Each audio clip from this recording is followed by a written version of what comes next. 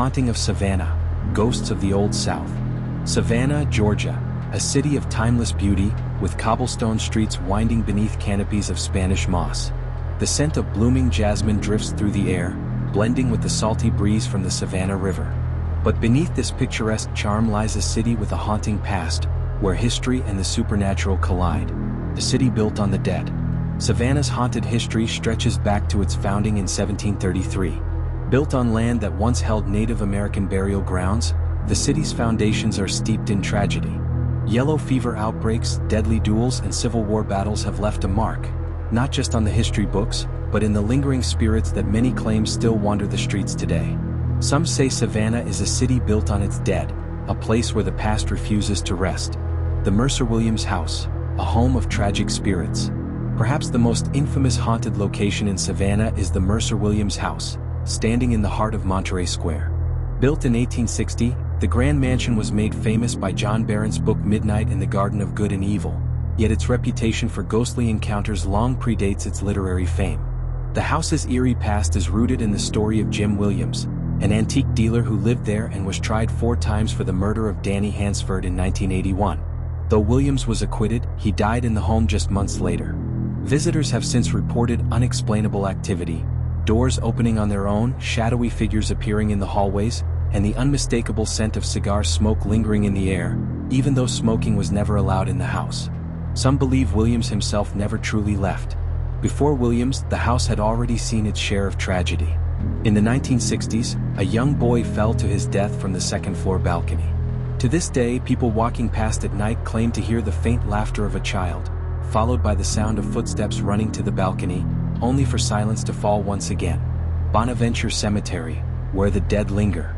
A short drive from the city's historic district sits Bonaventure Cemetery, a place both breathtaking and chilling. Its sprawling oak trees and intricate tombstones create a hauntingly beautiful scene. Yet it's not just the living who visit. The most well-known spirit in Bonaventure is that of Gracie Watson. The 6-year-old girl died in 1889 from pneumonia, leaving behind grieving parents who commissioned a life-sized statue in her likeness. Locals claim to see the figure of a young girl sitting near her grave, her form shifting between solid and misty. Some have heard soft sobs echo through the trees. Others, upon leaving small gifts or toys at her gravesite, find them mysteriously moved by the next visit. The Pirate's House, ghostly echoes of seafaring past. One of Savannah's oldest buildings, the Pirate's House, has stood since the 1700s. Once a tavern and inn for sailors, it gained a dark reputation for what was known as Shanghaiing, where unsuspecting men were drugged and forced into servitude on ships, never to be seen again. The building's basement once connected to tunnels leading directly to the river, a path where these unfortunate souls were dragged against their will. While the tunnels have since been sealed, eerie sounds still rise from below, whispers, heavy footsteps, and the clinking of unseen glasses. Some guests have reported seeing ghostly figures dressed in old seafarer attire, only to watch them vanish into thin air. For 32 Abercorn Street, a house of unrest. Few places in Savannah stir as much unease as 432 Abercorn Street. This imposing mansion, abandoned for years, is said to be cursed.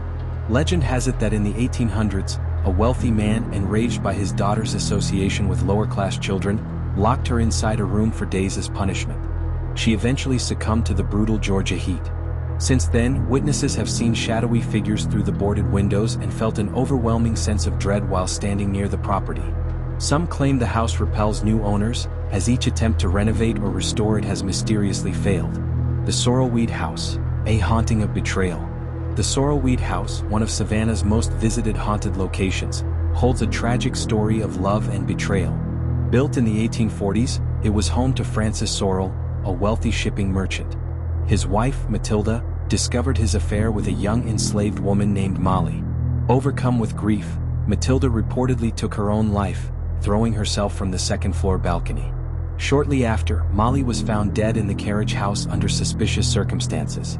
Paranormal investigators have captured chilling evidence here: disembodied voices, shadow figures, and sudden, unexplained cold spots. Tourists often report an oppressive feeling when stepping into the basement, as if an unseen force is pressing down upon them. Savannah, a city that never sleeps. Savannah's haunting tales extend far beyond these infamous sites.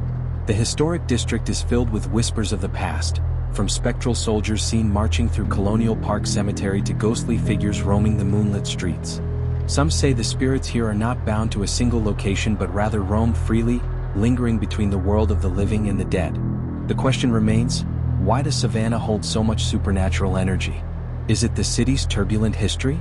The countless lives lost to war, disease, and tragedy?